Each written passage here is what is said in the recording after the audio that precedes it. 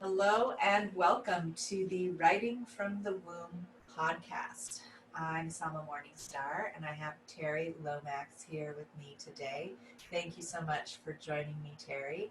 So, as some of you might be aware, this Writing from the Womb podcast is a new iteration of the first podcast that I started based on my book, Goddesses, Lovers, and Dreams, my poetry book that was published maybe a year and a half or 2 years ago.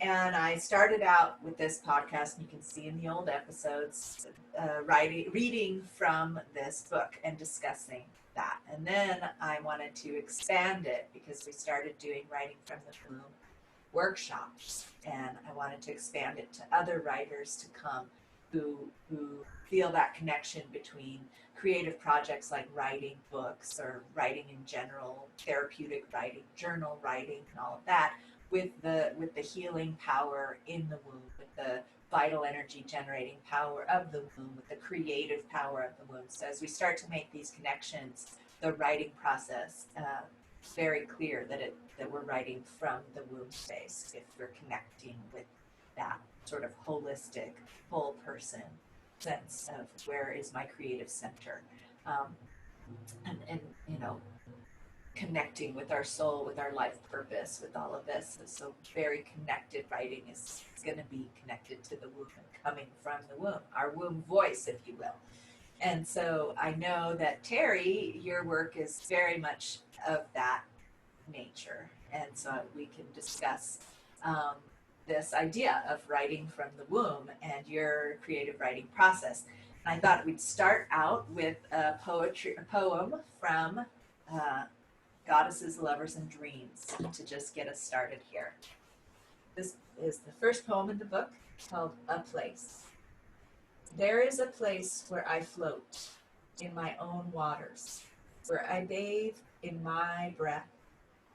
There is a place that stretches me, inspiration expanding me, inner joy pressing out, stronger than the outside, blissful collapse, surrender. This is the place where I grow, each cell opening, preparing to feel eternity. So That's that's beautiful. start. Thank you. You're welcome. Should I share what I thought about when you shared that, or do you want to share Sure. what came up for you? Because when I thought about that, it made me think about the special place, the special space that I go to for like meditation. So I have a meditation closet, and it's my sacred space where I'm refueled on motivation, inspiration. And it just felt so soothing. I just kind of wanted to close my eyes and like vibe with you as you read that poem, but I thought it was so beautiful. Mm-hmm. Yeah, and that's a great place for us to begin is feeling that place of sanctuary within Mhm. ourselves, and that's uh, what I feel happens when I'm writing from that connective place. And if I need to get to that connective place to start writing, I'll go to a special meditative place inside myself. I call it my womb sanctuary. I even have all kinds of imagery that I guide people to that place for themselves. And we can have a special place in our home or a special place we like to visit that helps us to find that sanctuary within ourselves. And I have learned that those spaces are often temporary. I've lost connection to many a temple in my life and over the lifetimes that I've lived, and ancestrally, many of our sacred places have been destroyed, and we've lost them. And even in this lifetime, I had one of my main spiritual sanctuaries burned down in wildfires here in California, and I built a temple space over the course of 11 years, and then had to leave it due to the leader of that organization um, becoming unbearably abusive. And so I've lost temple spaces many times, and that the message I always got was that I needed to really integrate within myself what that temple space gave to me and live it in every moment and create that space within myself. So that's what this poem is about. And that's what the womb sanctuary and going to the womb and then creating from that space, that writing from that womb space is, I've always sort of done that. That's where the poetry would take me, would be to that place, that sanctuary. That's why it's the first Mm, poem in my book. yeah, I Is love to that. start out in that place. And I'm curious, do you go to your special meditation closet when you're, before you start writing or at the beginning of your day to, or to recharge? Yeah. You know what? I would say that I do want to show you the book. So the book is called How to Glow Up as You Grow Up, your Yes. go-to guide for overcoming obstacles and making lemonade. And the thing about this book, Sama, is that it's been basically like a 12 year in the making process. So I feel like I've written it at different stages of life in different, I want to say, sanctuaries, so to speak. And what really resonated with me about what you shared is that sometimes I think there's a misconception that we have to have a physical space to be our sanctuary of, writing and creativity, but really it lives within us, right? It's our womb center, right? It's wherever we are that can be our sanctuary. And so I wrote parts of my book living in a 1-bedroom shelter with my family of 7. I wrote parts of the book when I was in grad school and when I did have my own place. And so there were various stages of the journey where I did write, but I wouldn't say there's a special place in particular, but I do get into a certain headspace of just kind of opening up and asking spirit to guide me as I write, because oftentimes I feel overwhelmed. I'm like, I don't know what I'm doing. I don't know where to begin. But I think when I open that door and I just kind of leap, the net does appear. Mm-hmm. Beautiful. And I know that we've talked about on my other podcast, the Womb Centered Healing podcast, that the connections with your womb healing journey in this book. Uh, and I'm curious about that and what inspiration came out of that womb journey for what you've written in this book. And perhaps there's an excerpt that you'd like to read for us about that. Yeah, you know what? Let me try to. So I'm in the process of recording the audio book. And so this is the actual manuscript here. So there's a lot that I need to be working on here, Sama. But the part that really speaks to me based on what you've shared is that when I went through a miscarriage last year. And I didn't plan to write about it in the book. But as I began to write, I thought that it was a great testament of how I was moving through the different phases of, being a victim and feeling victimized by what was happening to me, and then moving into this stage of victorship, as I call it in the book, where I realized that, this was happening for me instead of happening to me. And so it was a really big perspective shift for me. So I want to try to find that portion that I can maybe take a little paragraph and share. Okay, so you found a couple of paragraphs that you want to read I for us. did, Okay. yes. So this section is called What to Do in the Meantime. And so what I wrote here is, as I write this chapter, I'm going through a very difficult time in my life. I want to share something personal that I believe is a great example of how you can move from victim land into neutral land while waiting for your road trip to Victor land. To make a long story short, my husband and I have been married for 4 years. We've been trying to have a baby for 2 of those years. It's been a very long and painful journey. When you get to the point in life where you have the career, the house, the stable relationship, and all that adult stuff people aspire to get, people often say things like, when are you having a baby? Don't wait too long to have kids. Do you want kids? Yes, we do, but it's just been harder for us to get pregnant. A few years ago, I found out I was pregnant. We were so excited. We told our close friends and family members. We picked a name. We downloaded every pregnancy app we could find and started making small actions towards this new life we've been waiting for. Then, during our first ultrasound, the day after Mother's Day and the day before my husband's birthday, the doctor told us the pregnancy isn't viable and told us to prepare for a miscarriage. I was devastated. This past week, I've been in victim land. I've asked myself those questions. Why me? Why does this always have to happen to me? Why does something always have to happen to me? When will I finally get my baby? I even took myself on a shame paved guilt trip and wondered if I was struggling to have a baby because of an abortion I had years ago when I got pregnant during a tough time in life. I'm not going to lie to you. It's been a tough week full of tears, lying in bed with curtains drawn, being antisocial, taking a break from social media, and leaving text messages on read. I'm not feeling it at all this week. I want you to keep going. Because I'm sure I was like, oh my gosh. Yeah, I'm sure the next part, but maybe we'll go back to the next few chapters after this. So this Okay. came, when you wrote this, this was in the midst of a very difficult time. And I Yeah. imagine that writing that by itself had some kind of effect for you. And I'm really curious about that. What did you feel like after you wrote that, while you were writing that, in the midst of all this pain?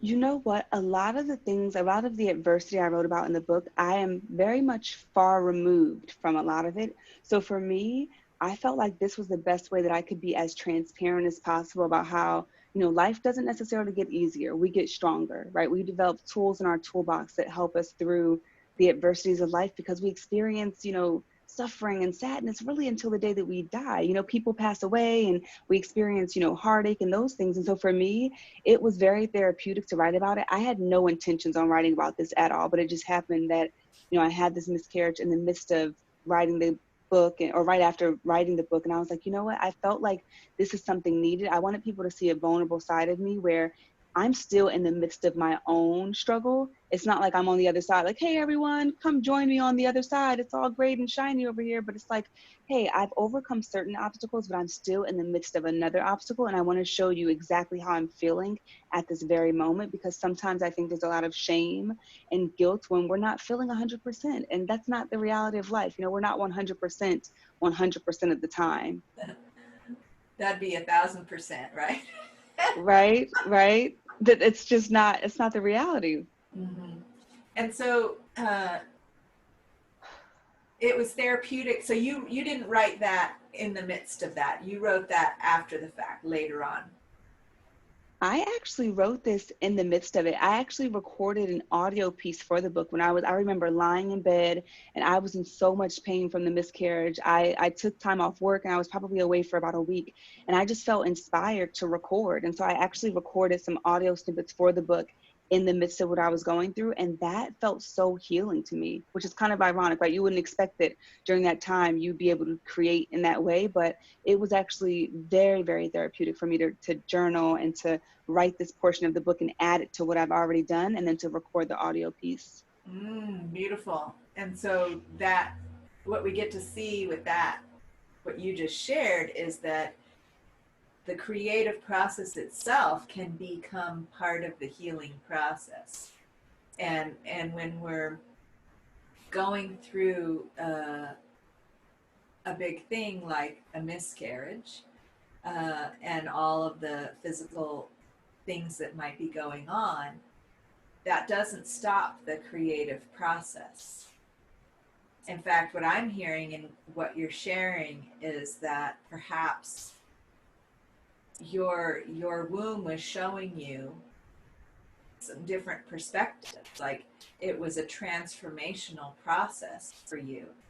Uh, and what I talk to my clients who um, have had miscarriages about is that our womb is very wise and will not hold a pregnancy to term when the conditions aren't quite right for us baby. Yeah. And it's out of wisdom that that's the case. And so I'm curious what wisdom came to you, either about your fertility or about life in general, or about the creative process of writing your book, your own healing process out of that experience with the miscarriage. And I imagine you have other excerpts in your book to answer that question that you're welcome to read as well. You know what? That's a really great question. I will say that for me, what I've learned through the whole miscarriage experience is that I needed to take better care of myself. And for me, that, I was very adamant about, scheduling self-care and things of that nature. But my biggest struggle was eating well to support my body. I am a recovering workaholic. And I don't know if the grind and the hustle and the go, go, go attitude comes from, being from this poverty stricken background and feeling as though I needed to work hard to get to where I wanted to be, even after I got to a level of success where it didn't require the same grind that I had before. But my biggest issue was working, working, working nonstop and not eating, not really hydrating myself throughout the day. So there would be some times where I worked for hours and my husband's like, "Hey, did you eat today?" And I'm like, "Oh, probably should do that," because I got so energized by my work and it was so fun and just fulfilling for me. And so what I've been doing now is I've worked with a nutritionist, right? So now I am like tracking my food and my fitness pal. I'm not too concerned about calories, but making sure that I get my macros that I need each day because I'm preparing my body for, for motherhood. I want to make sure that I'm hydrated. So I think for me, it allowed me to um, care about myself a lot more because I noticed that when I was pregnant, I was on top of it. I'm like, I have to take care of baby. And it was more so I have to do this for baby and not necessarily I have to do this for Terri. So now it's more so me realizing that I really do have to fill my cup before I can give to anyone else and be overflowing for my community, my podcast, and the world. And so that's the biggest lesson I've learned from that experience, I believe. Mm, beautiful. And did you write about that in this book? You know what? Um, I think I did. I'm looking at the next line here. Because I wrote this book last year, Sama, I feel like I kind of forgot what I touched on in the book because it's like I let it all out and now I'm like, wait, what did I cover again? Yeah. Well, Yeah. could you read the next little segment and we'll see Yes. what you said next after that? Yes. Remember your Absolutely. own wisdom. Like, here it is. Yes, absolutely. Okay, so the next section is feel all those emotions. I did make time for self-care though. I dragged myself out of the house to see my therapist, go to the gym, attend my acupuncture session. I literally just learned about acupuncture. Google it if you've never heard of it. It's very relaxing and healing. I wrote this book and I listened to uplifting music. I even chatted with my manager to let her know that I'd need extra support over the next few weeks and possibly months. I also let myself feel all the emotions that came up: the anger, hurt, pain, guilt, all that. When we deny our emotions and bottle them up, that's when we get ourselves in trouble and explode in the future. Find a space to just let go. Ugly cry and journal about all the feelings that get that stuff out of your body. We need to release it in order to heal. By the end of the week, I could see the light at the end of the tunnel. And although I have a long journey ahead of me, I know I will overcome. I know I'll share my story with other women when I heal completely, and I know it'll all be okay. I'm slowly walking myself into Victor land, but I'm neutral right now, and that's okay. For me, being neutral is letting go of the victim badge, taking care of myself and healing, but promising myself to make the trip to Victor land sooner than later. And I do want to say this was at a time before I interviewed on your podcast. Your podcast was one of the first public spaces, I believe, outside of my podcast where I actually spoke about this very personal and intimate journey of infertility and miscarriage. So this was all in preparation for the conversation that we had. Beautiful. Yeah, so those of you who might want to listen to the first podcast interview, it's on the Womb Centered Healing Temple, or the Womb Centered Healing podcast. I think it was last year, earlier in the year. It's been a bit. Yes. But you can scroll back and see the interview with Terri Lomax that we did about recovering from miscarriage. I think we focused quite a lot on that. And so, and I am really glad to hear this follow up that you've published the book because I don't think it was published yet at that time. No, it wasn't published yet. Okay, so now it's published. You're working on the audiobook and you're receiving this wisdom about I need to take care of me in order to be able to get pregnant and carry a pregnancy to term and have a baby and become a mother. Right. Yes, exactly. And that's so wonderful because, you know, mothers and women, we've been taught, and everyone of any gender, we've been taught to take care of others first, but most primarily women. That's been one of the biggest um, teachings is that we're only, our whole purpose is to take care of other people. And there's Mm-hmm. programming, there's a collective agreement that women and mothers are just, they're not supposed, we're not supposed to have any desires or needs of our own. Yep. Yes. And that, changing that and healing that is one of the main focuses of the biomystical womb healing work that I do. Um, and it's actually underlies most of the work that I do with people, of saying, okay, this has been programmed into your DNA. Mm. That whole approach to everything has been programmed into our DNA, because that's how our mothers and our grandmothers and our great grandmothers had to live. They didn't have any other choice. Mm-hmm. In order to have their needs met, they had to focus all their energy on taking care of the men and the children in their lives and their other family members. And that's how the structures of our lives have been for many generations. So that's programmed into our DNA, because there we were in our mother's womb while she was trying to figure out how she was gonna, take care of us as a child, and what she had to give up as any of her desires or dreams or aspirations, Yes. in That order is to spot on. take care of the children. So that whole attitude, that whole energetic of, okay, I've got to give up this, I just got to do that, I just got to do that, I got to work and do what I need to do. Maybe it's find a husband or have a husband and take care of him and make sure that he's happy so he can, take care of the kids and all this stuff. And the mother is our own desires and needs just get put to the side. And so that whole energetic gets programmed into us when we're in our mother's womb. And then we're watching her do that throughout our life. And that becomes what it means to be a woman. Our whole identity is all wrapped up in that. You are preaching. So true. And so it's like, to change that is huge. And I feel like so many women are struggling with fertility because our wombs are like, enough of that already. Can't do it anymore. It's like the collective female cup is on empty. Yes. For so many more and more women. Like, maybe we inherited a little bit still in the cup. Maybe our mothers inherited a little bit still in the cup, but then they completely expended it. And, and so now our wombs are like, sorry, nothing left. Yeah. And I feel this really relates to Mother Earth and how we've been exploiting Mother Earth, and how the whole societal systems of capitalism and oppression, all the different flavors of oppression and human cruelty is just so detrimental to life regenerating itself on all levels. And boy, I could go on and on about that.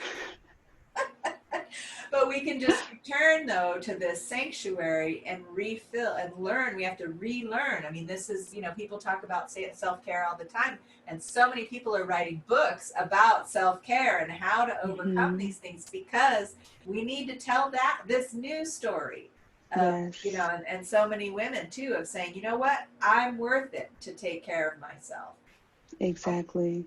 And so I'm curious if, I'm sure there have been milestones along the way for you of like, oh, I need to eat.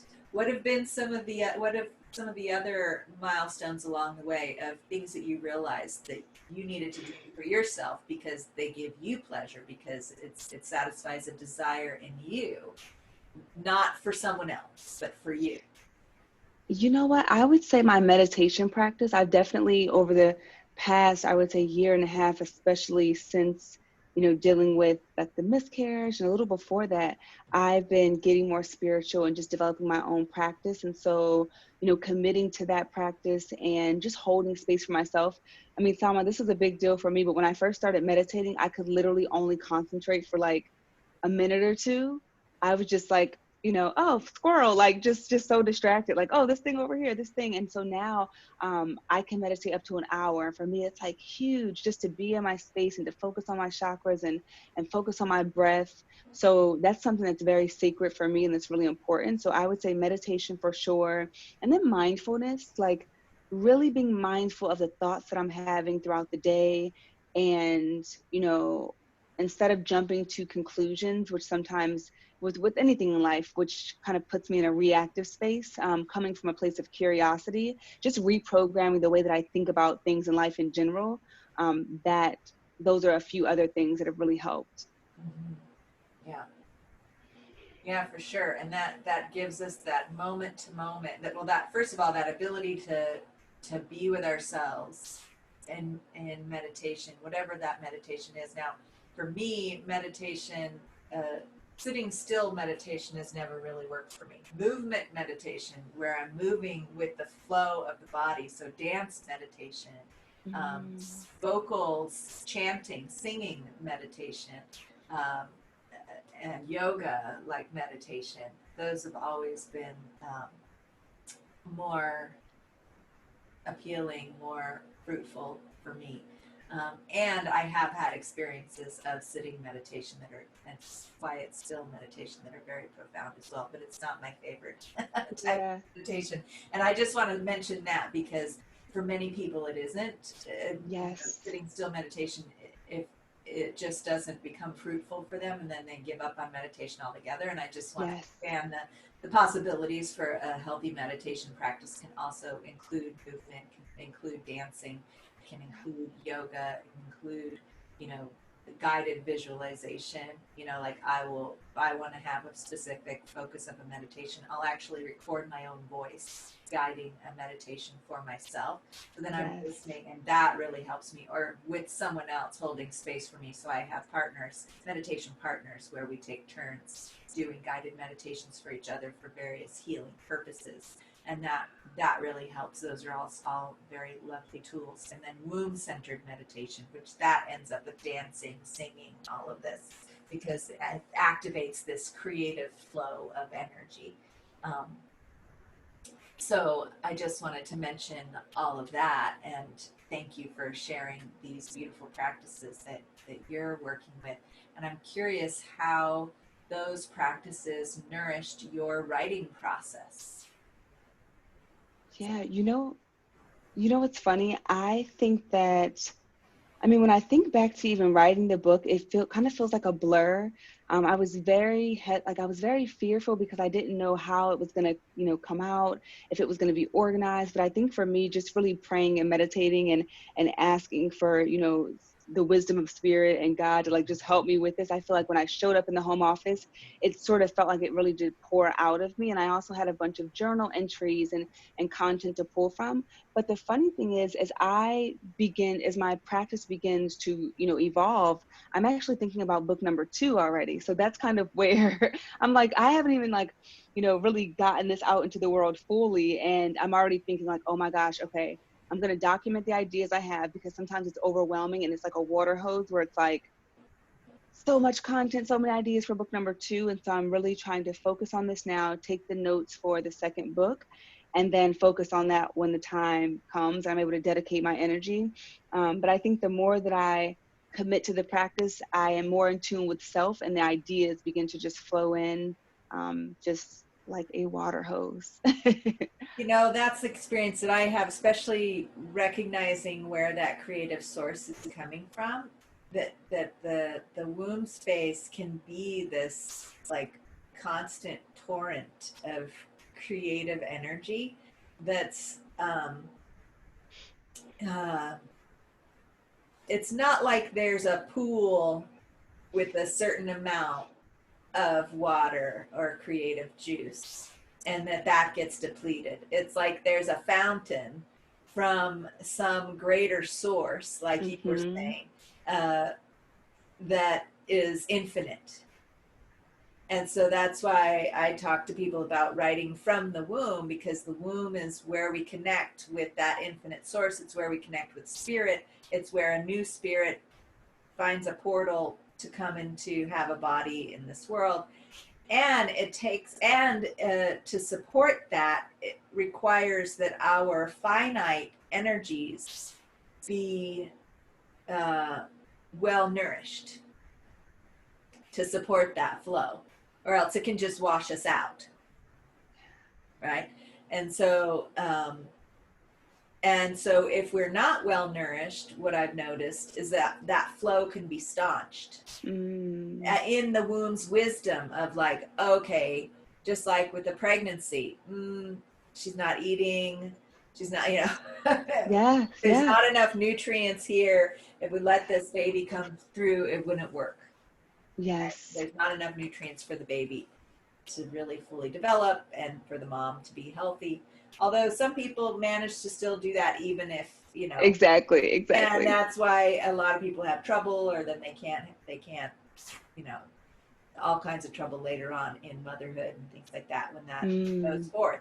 But we can, those of us who it doesn't go forth with, we can be grateful that the womb in her wisdom is making sure that we're well prepared, and perhaps has different things for us. Like perhaps it's birthing books that you're birthing, right? Exactly. And there's these books that need to come through you, and you're learning how to nurture yourself and make sure that you're a clear vessel and a strong vessel to deliver that torrent of inspiration and spirit and wisdom for people that you're delivering in these books. And if you're having a baby, I mean, there's plenty of moms, don't get me wrong, there's plenty of moms that write a bunch of books too. Yes, this don't is get true. me wrong, there's no limit to that, right? Yeah. But if already one baby was too much for the system, you're going to have to really eat lots of food in order to have a baby and write your books at the same time. So I'm just saying, you better start now. You got a snack right there. Exactly. That's what my husband said. He's like, bring a snack. That is so true.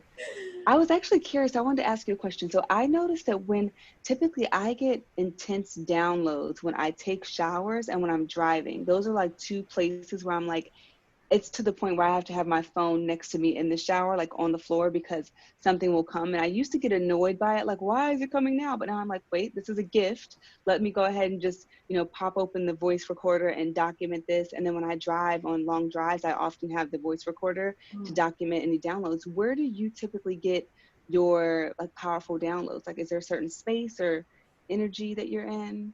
Well, I'll tell you one thing that's related to water is I live near a hot springs resort, which unfortunately I can't go to right now because of the pandemic, which is very disappointing to me. But there's this super, super hot pool of water that comes from the geothermal spring. And then right behind it, there's this cold plunge, right? And the whole thing is you go back and forth between the hot and the cold. And I would just sit in that cold, and the keys to the secrets of the universe would just come in, like the water coming into that pool. I mean, the water would just talk to me. And I work with that water therapeutically, which I'm so sad that I'm not able to do that work right now. But one day. One day. But that water really speaks to me, so I could really relate to what you were saying about the shower, being in the shower. Water is an intelligent entity. It's it's a transmission of intelligence. It can be. And so sacred waters are one place. Now, in the absence of being able to go to the sacred waters, of course, taking a bath, taking a shower, but then dancing. So when I move my body and I breathe, and I have like sort of like qigong type movements that I do when I'm dancing, where I'm working with the energy of Mother Earth, and then I'm opening myself through that dancing to receive guidance from Divine Mother and like that. And I do little prayers, and I do singing and chanting and dancing, and pretty soon all these inspirations are coming. Yeah, that's so awesome. Instructions of what to do next, and inspirations but mostly with the writing, I just sit down and it comes. And especially sometimes first thing in the morning, I'll wake up and I'll have segment of the storyline that I'm working on, more information, because a lot of what I'm writing about is ancestral memory. And so I'm writing stories in my book about ancestors and filling in blanks of what I didn't know. I know certain things about their lives, like the basic Yeah. of their lives, and then I'm reliving it with them and bringing my healing wisdom now to the story. Um, so it's an alchemical remembrance of bringing healing to the ancestor while writing the story of the ancestor. And so I'm like I'm listening to what this ancestor has to say, and receiving that in the dream world, Mm-hmm. through the cells of my body, through the dancing, through the connection to the womb, through the connection to the earth, and then receiving divine guidance about how to work with that story, bring healing there. And so I'm doing all these other things, and then when I sit down to write, it just flows. So incredible. Yeah. And, to tell you the truth, I like to write with other people, I've found out. Like, I was trying to write my book all by myself and it wasn't happening. Yeah. Right. And so I'm a relational creator, like having other people with me. So writing groups really helps, where there's a facilitator and maybe they give a writing prompt. Oh, yeah.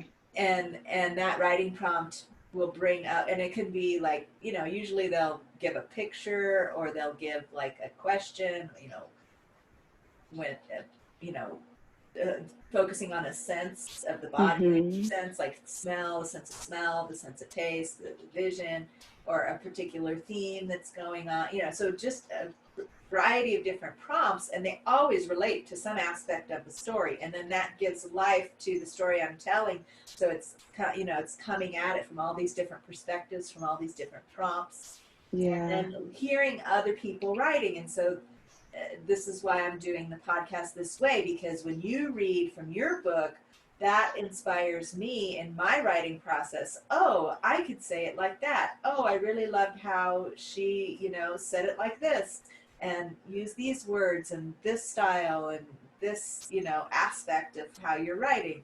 And so then that becomes an inspiration for me, is listening to other writers and how they write.